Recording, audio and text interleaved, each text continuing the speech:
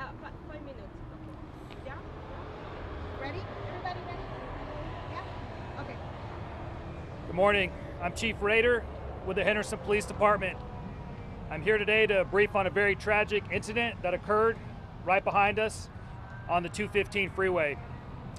Around 7:30 this morning on 215 westbound near Gibson, two vehicles became involved in a road rage incident when they began jockeying for positions, trying to pass each other on the congested freeway. One vehicle tried to pass the other vehicle on the shoulder, and at that time, both occupants of their vehicles rolled the window down and got into a verbal exchange. Our suspect then produced a handgun and fired one round at our victim vehicle, tragically striking an 11-year-old passenger who was sitting in the back seat of that vehicle. The stepfather driving the victim vehicle then rammed the suspect vehicle, causing them both to come to a stop in the middle of the freeway. Both drivers then got out of their vehicle and got in a heated exchange. At this time, a Las Vegas Metropolitan Police Department officer was driving by on the freeway, was held down, and was able to take the suspect into custody. Shortly after that, the Henderson Fire Department arrived on scene, and despite their best efforts and the efforts of the medical professionals at UMC, that 11-year-old succumbed to his injuries. Henderson Police Homicide Section responded, and they have arrested the 22-year-old suspect for open murder and discharging a firearm at a vehicle. That subject is currently at our detention center being booked in, and upon his completion of being booked in, his information and photo will be made available through a press release. I just want to remind everybody that we lost a life today that we didn't have to lose. An 11-year-old was on his way to school, and this senseless act took his life. I need everybody to be patient on our roadways. We have an obligation to look out for each other.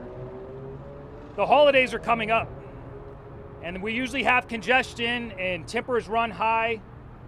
It is not worth it to engage in this type of behavior on either party.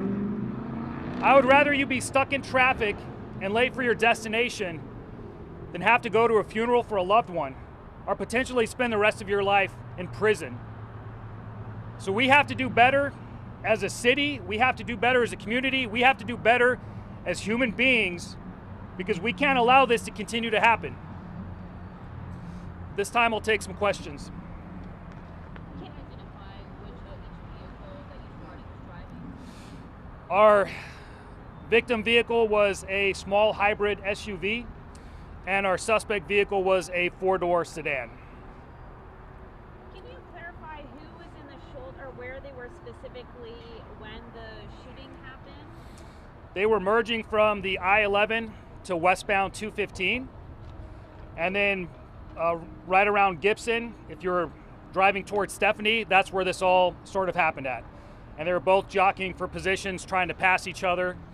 And I'm not going to get into any more details right there, but the evidence on scene, the firearm is recovered, there's a impact to the vehicle. We feel very confident in our case that we have right now against our suspect. Chief Rader, how long is I-215 westbound supposed to be closed for? It's going to be closed for a long time.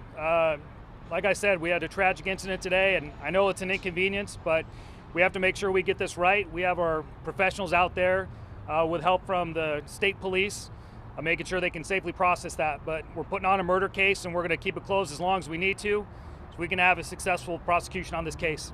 Was the 22-year-old suspect the only one who had a gun? He was the only one. The 22-year-old suspect was the only occupant of his vehicle. And our victim vehicle, it was the stepfather and the juvenile as the only occupants. And then how many rounds were fired? Was it just one? Preliminarily, it looks like one round was fired at this time. Was anybody under the influence? I don't have any information that any impairment played a factor in this at this time. What are you noticing? Because we have had several road rage incidents in the valley this week alone. What do you think is causing this, and is it just a message to drivers at this point? Is there anything else that can be done? Because there's a lot of concern from the community community. We all drive to get around here in the community.